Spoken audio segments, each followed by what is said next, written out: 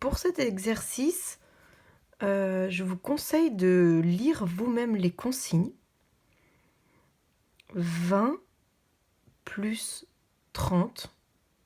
Donc on va chercher combien font 20 plus 30. Alors on a la méthode de l'écureuil et la méthode de Pigbille.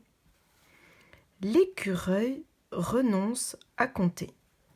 Il voudrait additionner ces deux paquets, mais on voit il se creuse un peu la tête, ça a l'air un peu trop compliqué. Alors déjà on va compter les noisettes pour bien vérifier s'il y en a 20 et 30. Pour compter, vous barrez les noisettes au fur et à mesure. 1, 2, 3, 4, 5, 6, 7, 8, 9, 10, 11, 12, 13, 14, 15, 16, 17, 18, 19, 20. On va écrire 20. Et on va vérifier ici s'il y en a bien 30.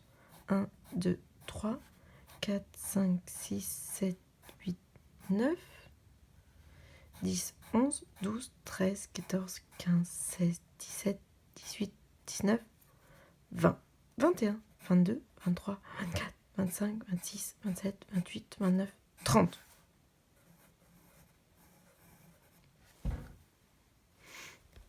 Pigbille, lui, on voit bien parce qu'il y a bien 2 boîtes pour 20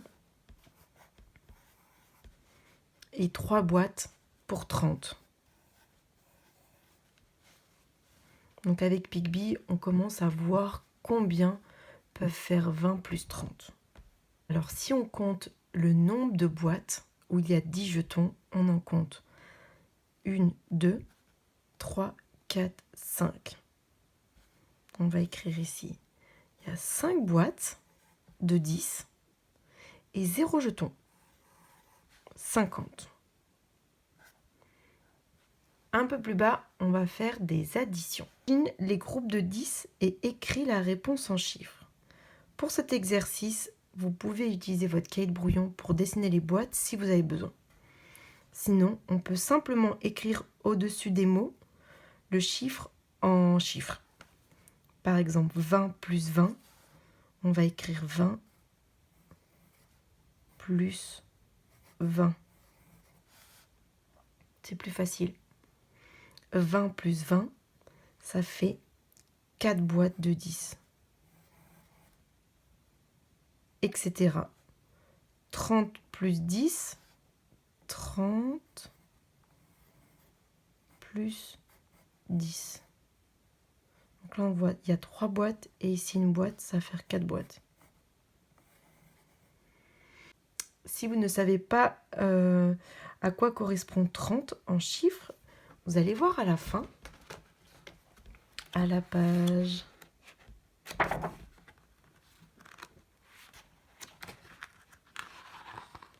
160.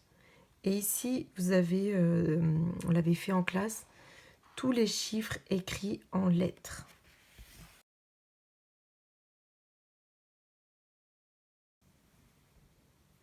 Alors, pour faire l'exercice suivant, vous allez découper dans des papiers des pièces et des billets pour faire l'exercice.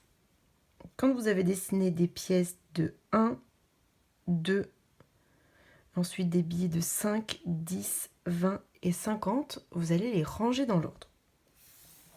On va mettre 1, c'est le plus petit. 2, après on passe au billet.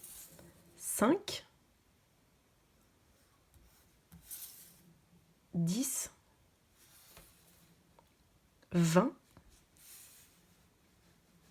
50.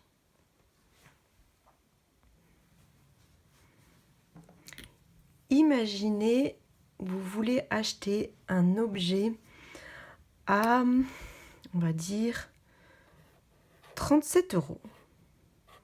37 euros. Alors, on va séparer les dizaines.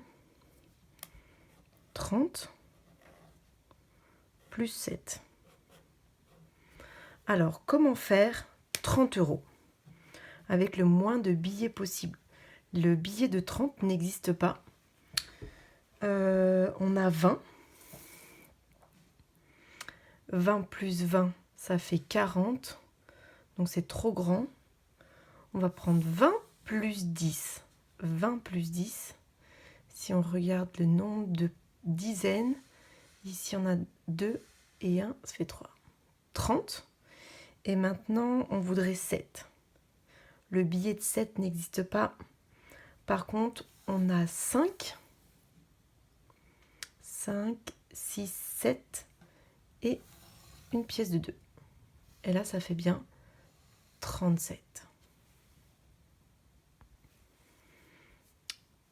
Vous voulez acheter un objet qui coûte 64 €.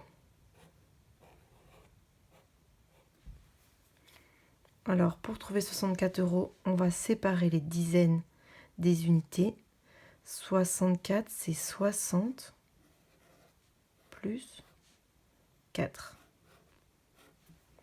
Alors, pour faire 60, il nous faut le billet de 50.